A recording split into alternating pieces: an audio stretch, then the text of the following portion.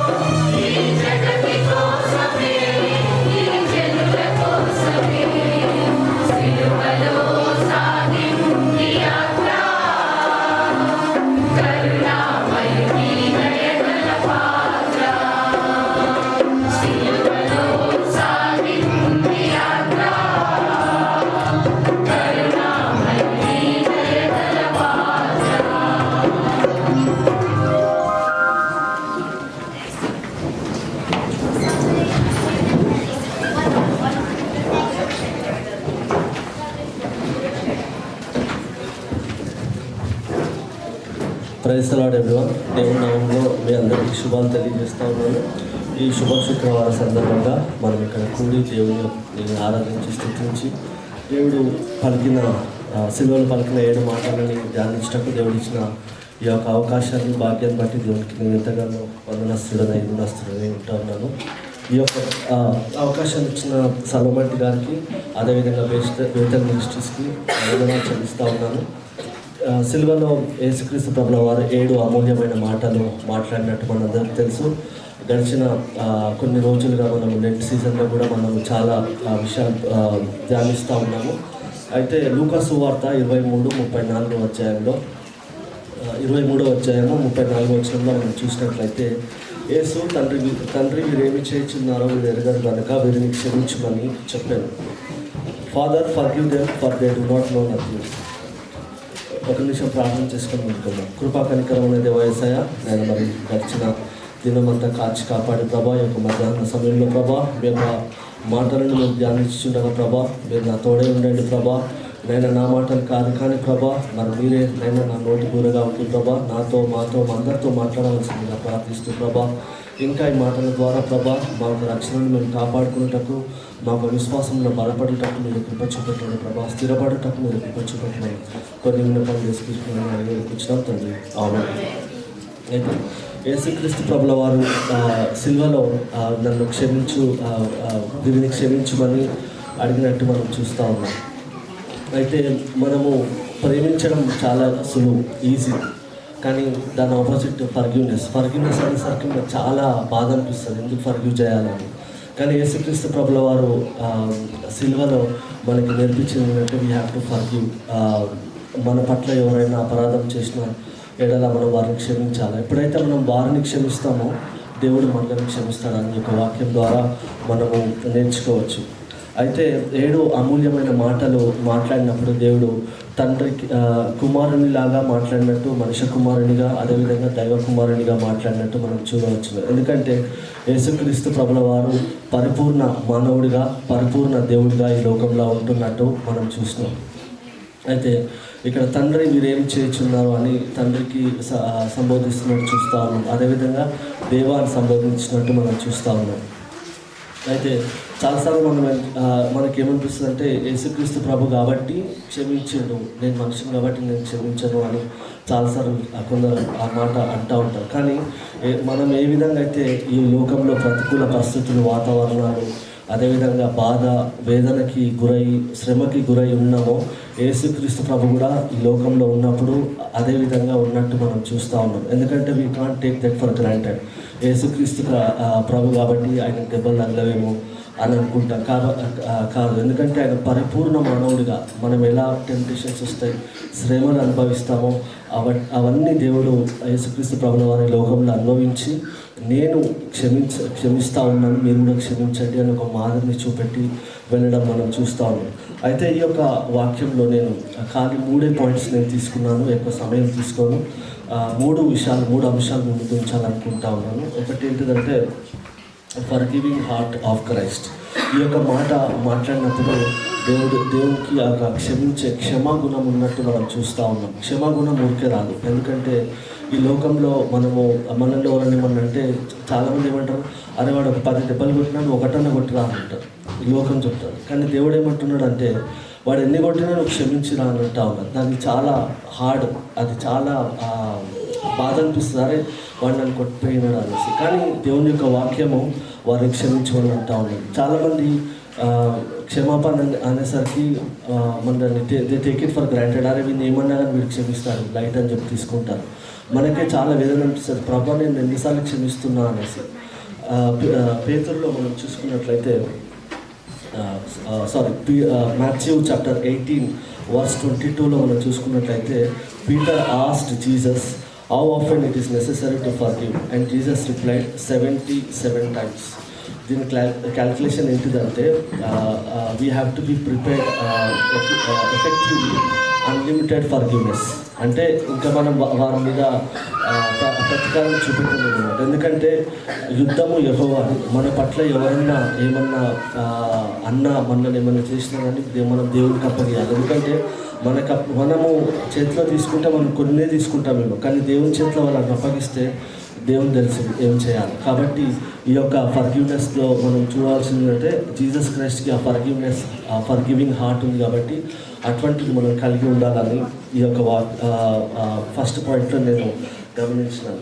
అదేవిధంగా యేసుక్రీస్తు ప్రభుల వారిని బాధిస్తూ ఉంటే అతను నన్ను ఎవరైతే కొడుతున్నారో లేకపోతే నన్ను ఎవరో బాధిస్తున్నారో అనేసి వాళ్ళ గురించి ప్రార్థిస్తున్నట్టు మనం చూస్తూ ఉన్నాం. అదేవిధంగా వాళ్ళ కోసమే కాకుండా అక్కడ రోమా సైన్యం గురించి అక్కడ ఉన్న వారందరి కోసము యేసుక్రీస్తు ప్రభుల వారు విజ్ఞాపన చేస్తున్నట్టుగా మనం చూస్తూ ఉన్నాం.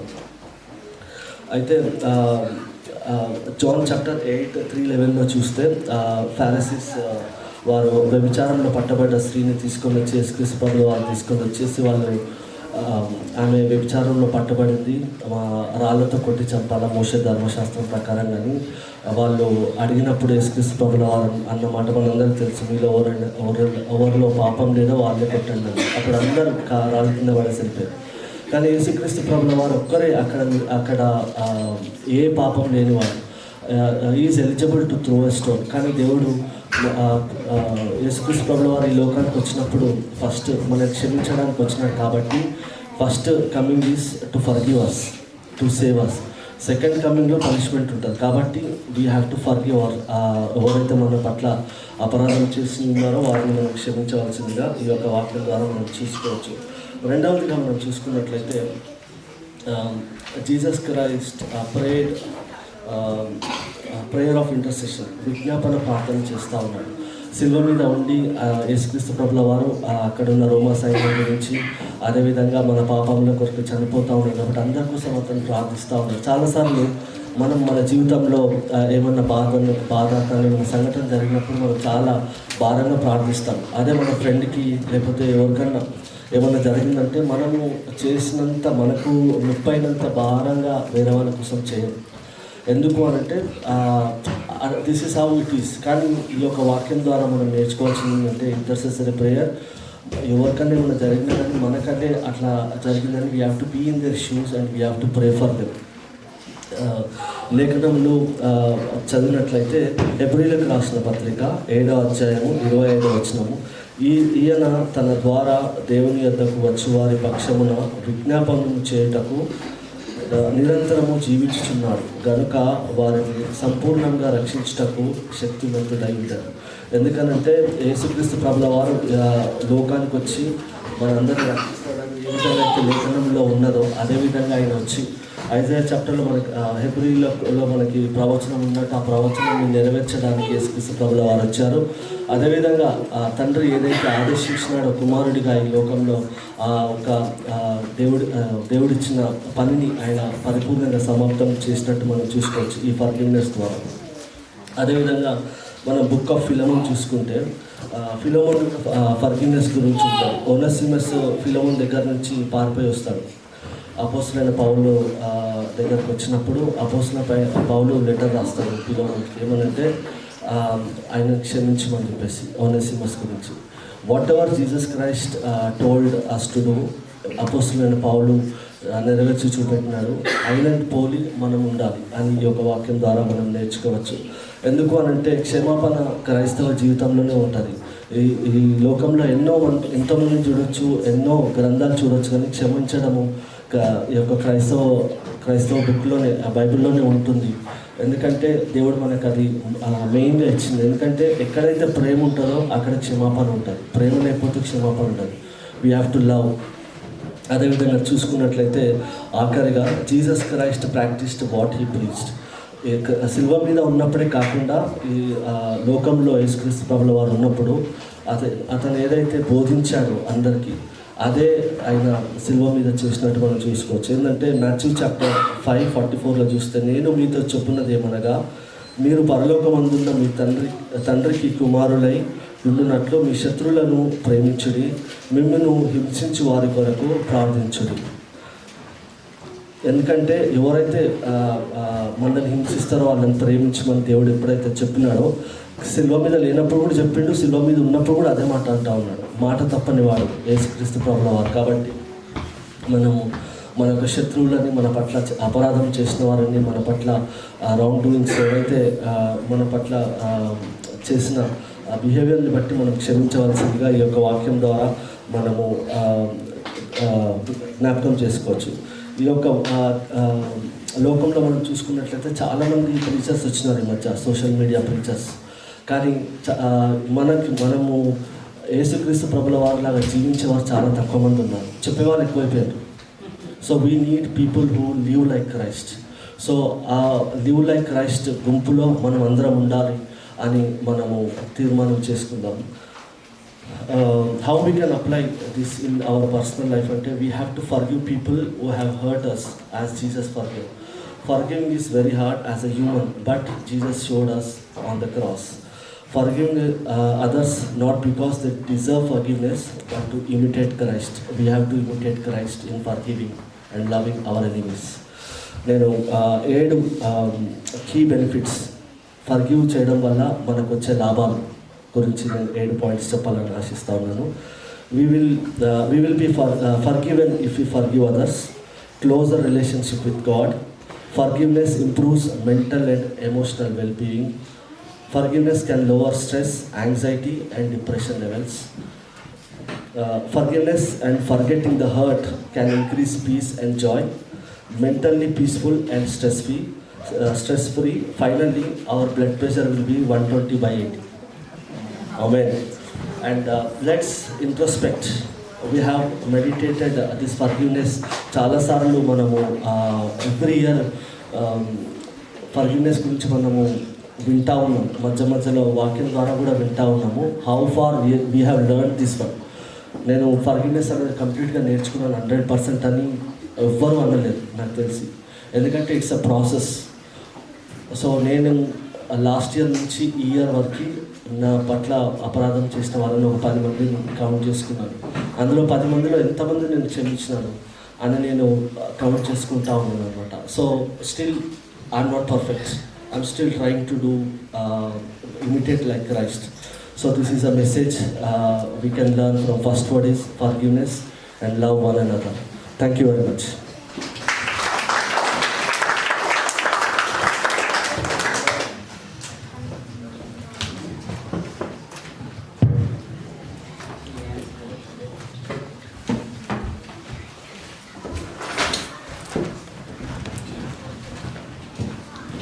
దేవునికి స్తోత్రము. నువ్వు శిలువలో పలికిన వంటి మాటగా ప్రభా మీరు ఏమి చేయించున్నారో మీరు ఎరగరని మీరు మాతో మాట్లాడిన విధానాన్ని బట్టి నీకు ఎంతగానో అనుకున్నాను ప్రభా. అయ్యా నీవలే మేము కూడా మా ఎలా అపరాధములు చేసిన వారిని, మమ్మల్ని హర్ట్ చేసిన వారిని, మమ్మల్ని బీట్రే చేసిన వారిని దేవా, మరి మాకు బ్యాక్ స్టాబింగ్ చేసిన వారిని మేము క్షమించే మనసుని ప్రభా మీరు మాకు దయచేయండి. మేము కూడా ఎవరి పట్లైనా అపరాధములు చేసి ఉంటే దయచేసి మమ్మల్ని క్షమించండి దేవా. మా శత్రువుల కొరకు మేము ప్రార్థించే మనసుని మీరు మాకు దయచేయండి. నిన్ను పోలి జీవించే జీవితాన్ని ప్రభా మీరు మాకు దయచేయండి తండ్రి. మేము క్షమిస్తే మేము క్షమింపబడతామని ప్రభా మీరు క్లియర్గా మాతో మాట్లాడుచున్నప్పుడు ప్రభా ఇదిగో మా జీవితంలో ఎవరెవరైతే ప్రభా మేము క్షమించకుండా ఇంకా గ్రడ్జ్ పెట్టుకుని ఉన్నామో మనస్తాపంకి గురై ఉన్నామో ప్రభా అట్టి వారిని ఈరోజు మేము క్షమించే అవకాశం మీరు మాకు దయచేసినందుకే నీకు ఎంతగానో వందనాలు. పేరున వారిని జ్ఞాపకం చేసుకునే వారిని ఈరోజు మేము క్షమిస్తున్నాం ప్రభా. అయ్యా వారి కొరకే ప్రార్థిస్తున్నాం తండ్రి, మీరు సహాయం చేయండి దేవా. ముందున్న కార్యక్రమం అంతటిని ప్రభా మీరు ఆశీర్వదించి దీవించి ప్రభా మాకు ఆశీర్వాదకరంగా ప్రభా మా జీవితాలను మార్చుకునే విధానంలోనికి ప్రభా మీరు మాతో మాట్లాడమని సమస్త మహిమ ఘనత ప్రభావంలో మీరే పొందుకొనమని యేసు పరిశుద్ధ నామములో అడిగి వేడి బ్రతిమలాడి ప్రార్థించుకొనిచున్నాను తండ్రి.